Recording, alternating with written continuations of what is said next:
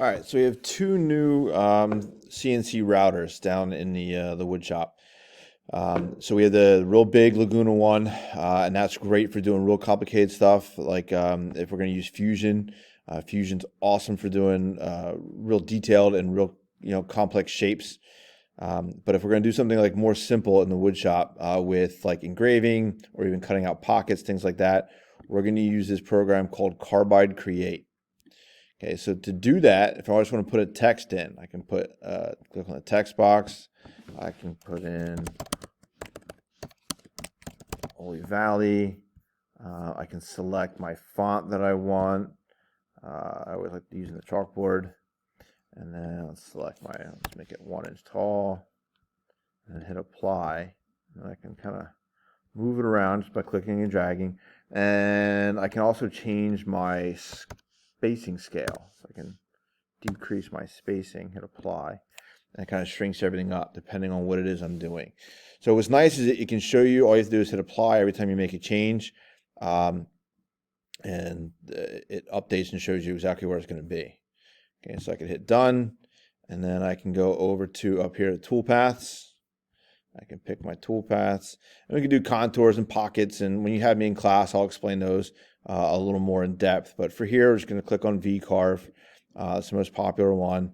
So I'll pick my depth of 0.125, an eighth of an inch. Okay. It's automatically selected. You can kind of see what it's going to do. Hit OK.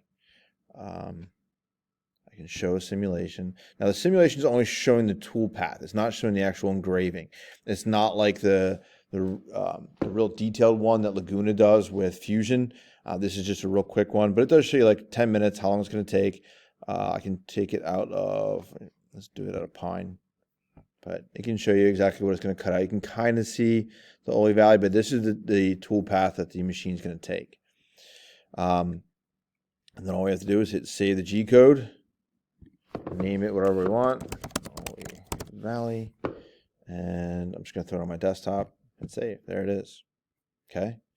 If we're going to do an image, so let's go up and let's make a new one.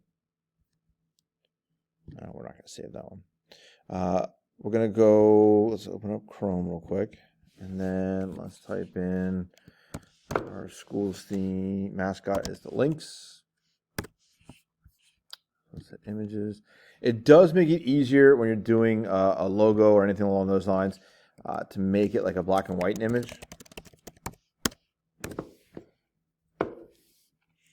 So let's do something. This one looks kind of neat. Let's do that. Okay. So all I would do, scoot this over. A lot of things open here. Okay. Let's go back to this. Just click and drag. Just put that right there for now. Back to Carbide Create. Okay. And then down here on Carbide Create, you can trace an image. So I'm going to click trace an image. And let's go to my desktop, and I should put, there it is. This is the one we did. Okay. So I'm going to hit open. And then yesterday I inverted it because I found one that had mostly negative space. So we're just going to flip it, turn the invert off. I can hit trace image. This is what I want. I'm going to hit OK. And it brings in all the toolpaths. Okay, so let's have that. Let's click on it. Over here, I'm going to scale it. So now I should be able to take my object, and scale it down. Done. If you know your scale factor, you can select that in that last window I had open, but I'm just kind of eyeballing it for this one. Go back up to toolpaths.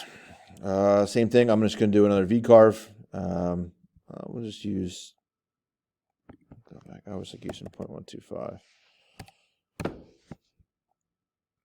Yeah, okay. So this one here should take 60 minutes. Show the simulation. Again, this is just a real rough simulation for the toolpath. It's not going to actually show the all the carvings. So let's hide the simulation, hit save code. Okay.